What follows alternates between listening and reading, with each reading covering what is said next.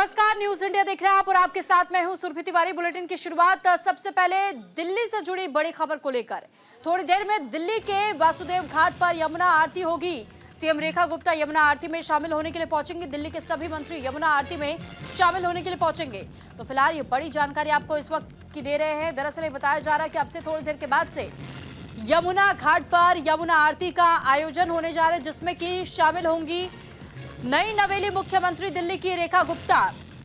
तो दिल्ली के वासुदेव घाट पर यमुना आरती का ये कार्यक्रम, और ये जानकारी आपको दे दें कि इस आरती में शामिल होंगी रेखा गुप्ता। तो फिलहाल आरती को लेकर के तैयारियां भी कर ली गई हैं और ये जानकारी हम आपको दे रहे हैं। दरअसल दिल्ली से ये खबर है, जहां पर यमुना घाट पर आरती का आयोजन होने वाला है अब से कुछ ही देर के बाद से। और यह आरती इसलिए खास है क्योंकि अब जो दिल्ली की नई नवेली मुख्यमंत्री हैं वो खुद भी इस आरती में शामिल होने के लिए पहुंच रही हैं। तो अब से कुछ देर का इंतजार और है जब सीएम रेखा गुप्ता यहां आरती में शामिल होने के लिए पहुंचेंगी। और ये तस्वीरें हैं उन तैयारियों को लेकर के। तो जिस तरह आपने अब तक देखा होगा कि कैसे त्रिवेणी संगम पर, बनारस घाट पर, या आपने देखा होगा हरिद्वार घाटों पर जो आरती होती है, उसी तरीके से की आरती यमुना घाट पर भी अब होने वाली है। इस पर ज्यादा जानकारी के साथ मेरे सहयोगी अंकित जुड़े हुए हैं। अंकित, यमुना घाट पर कैसी तैयारियां की गई हैं? कितने बजे तक रेखा गुप्ता यहां पहुंच जाएंगी? क्या कुछ जानकारी आपके पास?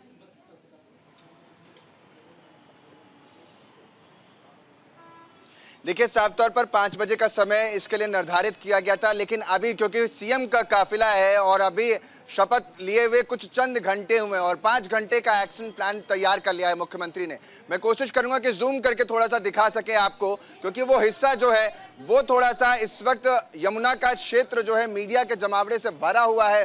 कुछ इधर भी लोग खड़े हुए हैं जो इंतजार में हैं, क्योंकि मुख्यमंत्री जैसे आएंगे उसके बाद उनको बुके देकर के स्वागत किया जाएगा। और इन सब के बीच जो तैयारी भारतीय जनता पार्टी की है, पूरे एक्शन प्लान में रेखा कैबिनेट अपनी तैयारी के साथ एक तरीके से कहीं उतर रहे हैं। क्योंकि जिस तरह से देखा जाए तो दिल्ली की सियासत बड़ी दिलचस्प इसलिए भी हो गई, लंबे समय का इंतजार राजधानी को करना पड़ा, या यूं कह लूं कि भारतीय जनता पार्टी को अपनी जमीन तलाशने के लिए करना पड़ा। 26 से 27 साल का समय लग गया और अब 27वें साल में भारतीय जनता पार्टी की सरकार बन गई। पार्षद से शुरुआत, या यूं कह लो कि पार्षद को सीधा मुख्यमंत्री बनाया जाता। वो भी कह रही थी कल कि मुझे तो विश्वास नहीं हो रहा कि ये सब कुछ मेरे लिए है। तो यानी ये जो चीजें, और अब मैं दिल्ली की हूं, ये उनके जो शब्द हैं वो ये सब कुछ निर्धारित करते हैं कि कैसे मुख्यमंत्री अब आगे बढ़ेंगे। और जिस यमुना को लेकर के लड़ाई, सुरभि आपने भी कवर किया है, आप भी जानते हैं इस यमुना को लेकर के क्या कुछ बहस चलती है। जब जब छठ नजदीक आता है तब देश तो जहां छठ की छटाओं में बिखर रहा होता है, या यूं कहें खुद को समेट रहा होता है, राजनीति वहां पर चरम पर होती है, क्योंकि ये यमुना झांक से भर जाती है। कालिंदी कुंड से लेकर पूरा हिस्सा जब यमुना का निकल कर आता है तो यहाँ पर सबसे ज्यादा पोल्यूशन आपको देखने को मिलता है। और अब आरती शुरू कर दी है, तो यानी ये मानकर चलिए कि जिस यमुना की सफाई के मामले को लेकर दिल्ली सरकार को घेरा जाता था, अब उस यमुना में आरती शुरू हो गई है। और जल्द ही कोशिश ये भी रहेगी कि अपने 100 दिन के एजेंडे में इसको शामिल करके देश की जनता और खासतौर पर दिल्ली की जनता के दिल में उतरा जाए। और अंकित, ये बड़ा संदेश इस वजह से भी हो जाता है क्योंकि बीजेपी ने पहले अपने मैनिफेस्टो में भी इस बात का जिक्र किया है, एक बड़ा वादा दिल्ली वासियों से, कि यमुना घाट की न केवल साफ सफाई लेकिन पूरे यमुना नदी को स्वच्छ बनाने का काम हम करेंगे। जो दिल्ली की पहली की सरकार यानी आम आदमी पार्टी की सरकार ने वादा तो किया था लेकिन वो पूरा नहीं कर पाई। आम आदमी पार्टी की सरकार अपने आप को आम आदमी पार्टी से जुड़ा हुआ बताती थी, लेकिन उन्हीं के मुद्दों पर काम नहीं कर पाई और उन्हीं मुद्दों से शुरुआत करना चाह रही है बीजेपी, ताकि एक बड़ा संदेश, एक कड़ा संदेश दिया जा सके हर किसी को।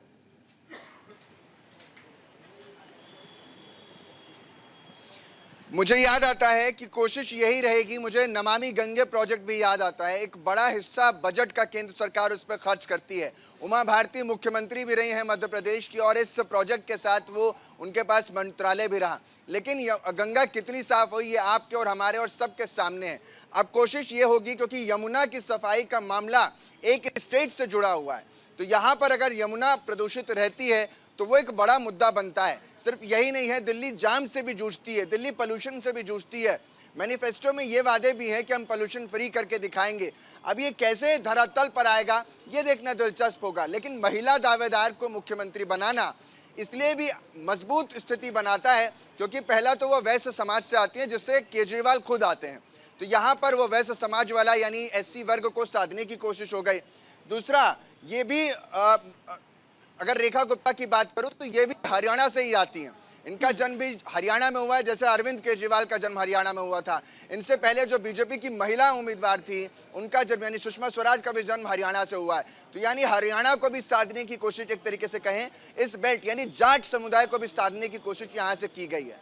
इतना ही नहीं है, क्योंकि महिला उम्मीदवार को जब आगे बढ़ाया गया है, आज ही मैं एक रिपोर्ट पढ़ रहा था जिसमें ये कहा गया कि तकरीबन 40 ऐसी सीटें थी जहां पर महिलाओं ने ज्यादा वोट किया है और उसमें से 71% के आसपास वोट जो गए हैं महिलाओं के वो बीजेपी को गए हैं।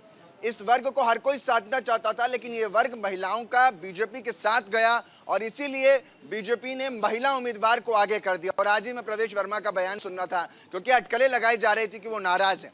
अब ये तो वही जानते हैं, लेकिन उन्होंने जो कैमरे पर आकर कहा वो ये कहते हैं कि मैं नाराज था ही नहीं। और कौन, कैसी नाराजगी, मैं तो सूट बूट में राजा बेटा बनकर जा रहा हूँ, ये उनके शब्द थे। तो अब दिक्कत जो है वो ये है कि जिन दिक्कतों को लेकर के लगातार पहले प्रहारक होते थे, अब आपको वहां सुधारक होना पड़ेगा। तो प्रहारक से सुधारक के लिए जो समय लगता है वो आपको जनता ने 5 साल का दिया है। इस 5 साल में डिसाइड हो जाएगा कि वाकई क्या दिल्ली दोबारा रिपीट करती है, क्योंकि दिल्ली के लिए कहा जाता है कि मौके तो दे देती है। 2 बार तो अरविंद केजरीवाल को भी दिया, वैसे देखा जाए तो 3 बार, लेकिन 2 बार तो मौके पूरे तौर पर अरविंद केजरीवाल को भी दिया, शीला दीक्षित को भी दिया है। अब ऐसे में ही जो चौथी दिल्ली की मुख्यमंत्री होंगी महिला के तौर पर, देखना दिलचस्प होगा कि राजधानी में क्या कुछ नई तस्वीर लाती हैं। और एक्शन मोड में तो आते ही नजर आने भी लगी हैं, सीधे तौर पर एक्शन भी रहा है। और इसी वजह से ये यमुना, एक बार जरा पीछे जूम करके दिखाइए, मेरे पीछे कुछ बुके लेकर के भी लोग खड़े हैं और इन सब के बीच जो तस्वीर है वो बड़ी दिलचस्प इसलिए भी हो जाती है क्योंकि तमाम मीडिया के जमावड़े के बीच अब से कुछ ही देर में मुख्यमंत्री यहाँ पहुंचेंगी। दिल्ली का ट्रैफिक आपको पता है 5 बजे का समय निर्धारित था, लेकिन थोड़ा सा समय में विलंब हो रहा है और जैसे ही यहाँ सिक्योरिटी को अलर्ट किया जाएगा वैसे ये मान लिया जाएगा कि अब से कुछ ही देर में मुख्यमंत्री का यहाँ पर आना हो जाएगा। फिलहाल पूरे हिस्से में, क्योंकि शाम का समय है, तो आप भी समझती हैं कि ट्रैफिक कितना ज्यादा इस एरिया में होता है। लेकिन अंकित, क्योंकि जब हम यमुना घाट का जिक्र करते हैं, यमुना नदी के पानी का जिक्र हम करते हैं, तो दिल्ली में हमने देखा है कि यमुना का हाल किस कदर बेहाल रहता है और यमुना में किस तरह गंदगी का अंबार लगा रहता है। इसी को लेकर मैं समझना चाहूंगी कि आज जब यहाँ आरती की व्यवस्था की गई है तो वहां पर घाटों का दृश्य आप कैसा देख पा रहे हैं। कई लोगों ने ये तक कंप्लेन की है कि अगर हम यमुना नदी के किनारे खड़े होते हैं तो वहां पर प्रदूषण इतना ज्यादा बढ़ जाता है कि काफी दूर से भी हमें उसकी दुर्गंध महसूस हो रही होती है। साफ सफाई की बहुत ज्यादा डिमांड यमुना नदी को लेकर खासतौर पर रहती है, तो वहां साफ सफाई की व्यवस्था किस तरीके से की गई है, क्या कुछ तैयारियां वहां पर की गई हैं, उसको लेकर भी जानकारी दीजिएगा।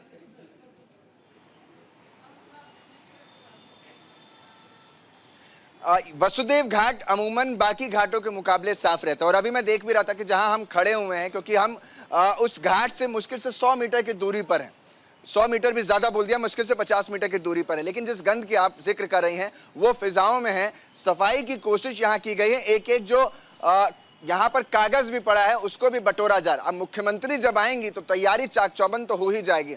आज से नहीं नापा जाएगा दिल्ली की सरकार को, नापा जाएगा कि अगले 1 महीने, जिसका जिक्र करते हैं 90 दिन 100 दिनों का जिक्र होता है, इन 100 दिनों के फैसले ये बताएंगे कि दिल्ली वाकई साफ और सही दिशा में बढ़ रही है कि नहीं, क्योंकि बीजेपी का हमेशा एजेंडा 100 दिनों का रहता है। और खास तौर पर आज जब तमाम मंत्री यहाँ पर हैं, तमाम केंद्रों के मंत्री भी यहाँ पर हैं और खास तौर पर मुख्यमंत्री और उप मुख्यमंत्री भी यहाँ पर हैं, तो प्रधानमंत्री ने उनके साथ भी बातचीत की है जिसमें रेखा गुप्ता भी शामिल हैं। और आज अगर हम थोड़ी समय के लिए ही कहें तो अपनी परेशानियों को भूल जाएं और दिल्ली सरकार के सोचें, तो दिल्ली सरकार बड़ी सुदृढ़ सरकार इस लिहाज से भी हो रही है क्योंकि बीजेपी की पहली महिला कैंडिडेट हैं रेखा गुप्ता। इससे पहले वसुंधरा राजे थी, तो आप सोचिए कि कितना लंबा गैप जो है वो रहा और आज रेखा गुप्ता के नाम से वो गैप पूरा हो रहा है। अब 21 राज्यों में सिर्फ और सिर्फ रेखा गुप्ता वो मंत्री हैं, मुख्यमंत्री हैं जो महिला होंगी।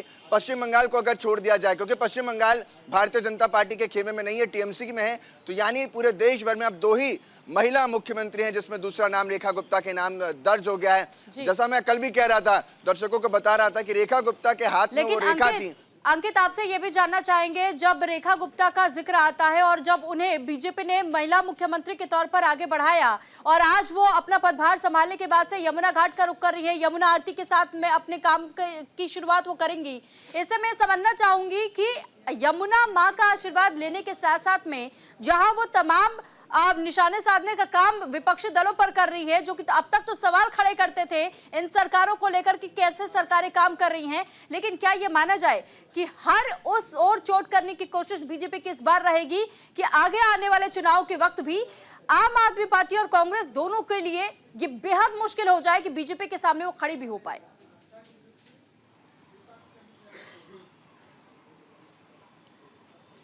बिल्कुल, जैसा कि मैं कह रहा था कि पहले प्रहारक थी, अब सुधारक होना पड़ेगा। पहले प्रहार करते थे, आप आकर के प्रोटेस्ट करते थे कि आपने ये काम नहीं किया, आम आदमी पार्टी ये काम नहीं कर रही, वो काम नहीं कर रही, यहाँ गंदगी रह गई, वहाँ सफाई हुई, इनकी भर्ती नहीं हुई और इन पर गाज गिरी। लेकिन अब बारी है प्रहारक की जगह सुधारक होने की। अब सुधार करने की बात है और मैं इसको पॉजिटिव लेता हूँ, क्योंकि जिस तरीके से रामलीला मैदान में जब ये भव्य समारोह हुआ, उसका घंटों भर के भीतर यानी 5 घंटे का रोड मैप तैयार कर लिया। उन्होंने सीधा 3 बजे यहाँ पर आने का फैसला किया कि हम 5 बजे यहाँ पर आएंगे, माफ कीजिएगा 5 बजे यहाँ पहुंचूंगी और आरती में शामिल होंगी। आध्यात्मिक शुरुआत आप इसको मानिए। भले ही भारत में यही मानकर चलिए कि यमुना मैली है, लेकिन यमुना की सार्थकता इस बात से भी लगाई जाती है कि इतिहास में इस यमुना को हर वक्त वो याद किया जाता है। हर नदी को भारत में देवी और माता का स्थान मिला है, तो उस देवी का स्नान करने से या यूं कहें उस देवी का आचमन करके शुरुआत करना, ये अपने आप में उस नारी शक्ति को दिखाता है, प्रज्वलित करता है, जिसका जिक्र लगातार भारतीय जनता पार्टी करती है। क्योंकि संसद में तो लोकसभा और विधानसभा या यूं कह लो लोकसभा और राज्यसभा के लिए बिल ले आए थे कि 33% आरक्षण देंगे महिलाओं को, लेकिन अगर महिला कैंडिडेट को नहीं बनाया जाता तो ये सवाल भी खड़ा होता। और मैं आज ही इस बारे में देख भी रहा था कि बयान जो आया जिसमें स्वाति मालीवाल का भी जिक्र इसलिए कर लेते हैं, भले ही आम आदमी पार्टी से रही लेकिन अब इन दिनों राज्यसभा में बैठती हैं। यहाँ पर एक सवाल इसलिए भी ज़्यादा जायज़ हो जाता है कि वो भी कहती हैं कि पार्टी आम आदमी पार्टी जब नेता विपक्ष चूज करे तो किसी एससी समुदाय से किसी व्यक्ति को ला करके खड़ा करें। जबकि सुना तो ये तक जा रहा था, अंदर खानों में चर्चा थी कि आतिशी को यहाँ पर आगे बढ़ाया जा सकता है, यानी विपक्ष में आतिशी और पक्ष में रेखा गुप्ता। मुझे याद है वो समय जब नगर निगम के चुनाव हो रहे थे और उस समय मैं रेखा गुप्ता से सवाल पूछ रहा था, बड़े ही प्रहारक अंदाज में उन्होंने कहा था कि जो कुछ हो रहा है वो सही नहीं हो रहा है और शैली ओबराय और आम आदमी पार्टी को भुगतना पड़ेगा। शैली ओबराय उसके बाद जीती थी और 2 दिन तक कलह चलती रही थी। तो अब वो समय आ गया है कि जब वो मुख्यमंत्री हैं और इसी यमुना का दर्शन करेंगे और इसी के साथ शुरुआत। चलिए ठीक है अंकित, मैं लौटूंगी आपके पास। फिलहाल के लिए बहुत धन्यवाद आपका तमाम जानकारी हम तक पहुंचाने के लिए। नजर बनाए रखिएगा आप।